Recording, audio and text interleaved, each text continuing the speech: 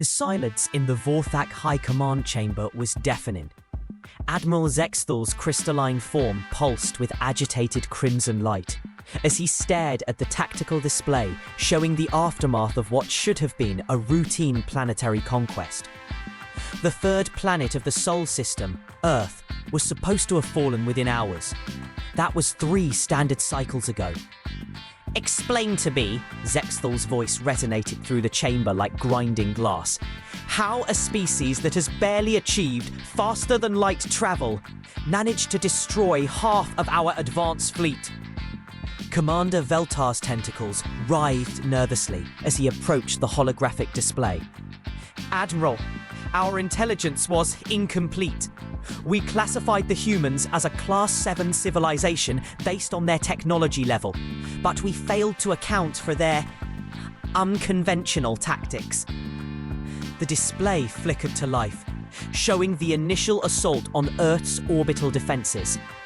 The Vorthak fleet, consisting of 200 sleek warships, had emerged from hyperspace in perfect formation.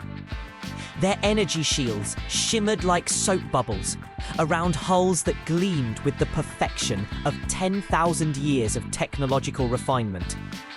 "Our opening salvo should have crippled their primitive space stations," Vex'tar continued, his voice growing smaller. "Instead, they adapted." The recording showed Earth's orbital platforms, crude, angular constructions of steel and ceramic, taking the full brunt of the Vorthak energy weapons. But instead of vaporizing as expected, the stations began to change. Sections of hull plating ejected into space, revealing mirror-bright surfaces underneath that reflected the energy beams back at their attackers. "Impossible," Vex'tar hissed. "No species develops adaptive countermeasures that quickly." "That's not all, Admiral." Vex'tar manipulated the display, showing the next phase of the battle. "When we adjusted our weapons to penetrate their reflective armor, they deployed these." The hologram revealed swarms of small craft launching from hidden bays within Earth's moon. They moved erratically, unpredictably, like a school of fish fleeing a predator. But these were no fleeing prey animals. If you're enjoying this tale of human ingenuity against impossible odds, please hit that subscribe button and give this video a like. Your support helps us bring you more stories of humanity's greatest triumphs among the stars. Let's see how this battle unfolds. "Kinetic projectiles," Vex'tar observed, his tone shifting from anger to something approaching respect. "Primitive, but effective," Vex'tar finished. Each projectile was nothing more than a tungsten rod accelerated to a significant fraction of light speed. No energy signature to track, no complex systems to jam, just mass and velocity. The display showed the devastating impact, as these simple weapons tore through Vorthak shields like they were made of paper. Energy barriers designed to deflect plasma bolts and particle beams were useless against solid matter moving at relativistic speeds. "Our shields are calibrated for energy weapons," Vex'tar mused. "We haven't faced kinetic threats in millennia." "It gets worse, Admiral." Vex'tar's form seemed to shrink as he continued. "When we adapted our shields to deflect kinetic impacts, they changed tactics again." The recording shifted to show human vessels, if they could even be called that, emerging from the asteroid belt. They were grotesque by Vorthak standards, asymmetrical, bristling with weapons, and covered in what appeared to be random armor plating. "These ships make no sense," Vex'tar observed. "No unified design philosophy, no aesthetic coherence. They look like they were built by scavengers." "That's exactly what they were, Admiral. Our intelligence indicates that humans have a concept they call jury-rigging, the ability to create functional solutions from whatever materials are available. Each of these vessels was unique, built from salvaged materials and improvised components. The human fleet moved like nothing the Vorthak had ever encountered. Instead of maintaining formation, they scattered in all directions, each ship following its own chaotic trajectory. Some spun end over end while firing. Others used their own destroyed components as improvised weapons. Watch this section carefully. Vex'tar highlighted a particular engagement where a damaged human vessel, venting atmosphere and clearly crippled, suddenly accelerated directly toward a Vorthak cruiser. Ramming attack? Vex'tar inquired. We thought so too, but observe. The recording showed the human ship's cargo bay doors opening at the last second, releasing a cloud of what appeared to be debris. The Vorthak cruiser's point defense systems, designed to target incoming missiles and energy weapons, couldn't track thousands of individual pieces of scrap metal, broken machinery, and even what appeared to be kitchen appliances. The improvised shrapnel cloud tore through the cruiser's hull, causing catastrophic decompression. But the human ship wasn't finished. As it passed through the debris field it had created, magnetic grapples deployed, collecting the larger pieces of wreckage and immediately repurposing them as additional armor plating. They weaponized their own garbage, Vex'tar said, his voice filled with a mixture of horror and admiration, and then used our wreckage to repair themselves. What do you think makes humans truly special in the universe? Is it our adaptability, our refusal to give up, or something else entirely? Drop a comment below and let us know what city you're watching from, and what your favorite strategy game or sci-fi movie is. I love hearing from our community around the world. The final engagement was unprecedented, Vex'tar continued, manipulating the display to show the climactic battle near Earth's moon. Our remaining forces had regrouped and were preparing for a final assault when the humans deployed their ultimate weapon. Which was? Nothing, Admiral. Absolutely nothing. Vex'tar's crystalline form flickered with confusion. Explain.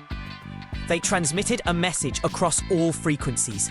A single human appeared on our screens, young, wearing what appeared to be a military uniform covered in stains and improvised repairs. He looked directly into the camera and said, "You want to see what humans do when we're really angry? Keep pushing."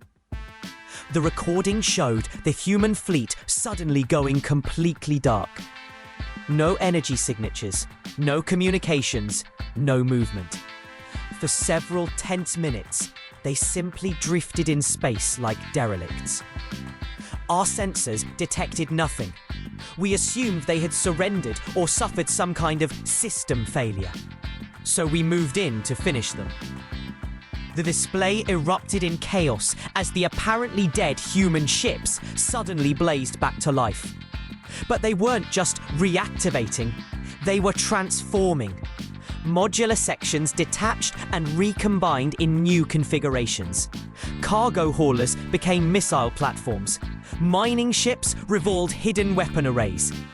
Even civilian vessels deployed military-grade armaments. They had been running silent, using the time to reconfigure their entire fleet, Vex'tar explained.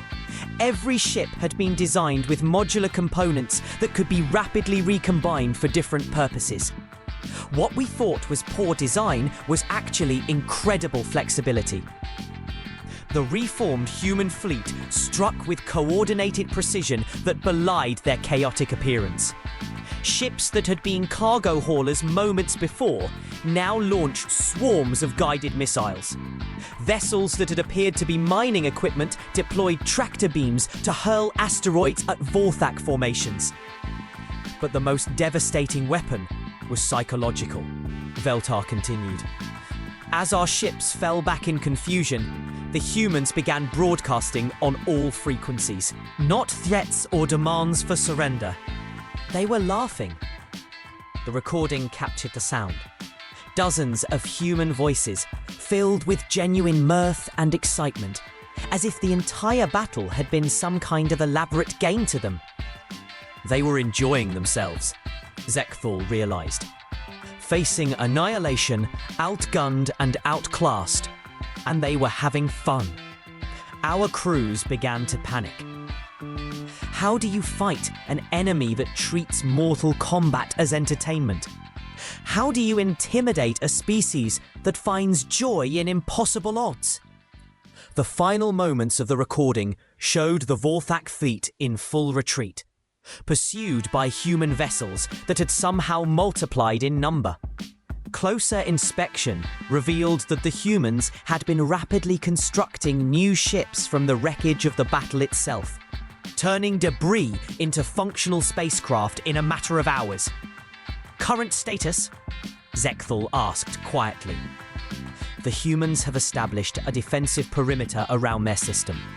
They've sent a message to the Galactic Council, formally announcing their presence and requesting diplomatic relations. They've also... Vex'tar paused, his form dimming with embarrassment. What? They've offered to sell us the salvage rights to our own destroyed ships, at what they call competitive prices. For a long moment, the chamber was silent, except for the soft hum of the ship's systems. Finally, Vex'tar spoke. Recall all fleets from human space. Send a message to the Council. Earth is to be classified as a protected world, with full diplomatic immunity. And Vex'tar? Yes, Admiral? Schedule a meeting with their representatives. If we can't conquer them, perhaps we can learn from them. Any species that can turn a crushing defeat into a business opportunity is one we want as an ally, not an enemy. As the Vorthak fleet limped away from Sol System, Earth's defenders watched them go with the same casual confidence they had shown throughout the battle. They had faced the galaxy's most feared military force and turned it into an opportunity for growth, learning, and profit. It was, the humans would later reflect, a pretty typical Tuesday. If this story of human ingenuity and determination resonated with you, please subscribe to Apex Fleet HFY and hit that like button to support more content like this. And don't forget to comment below. Tell us what city you're from and what your favourite space strategy game or sci-fi movie is.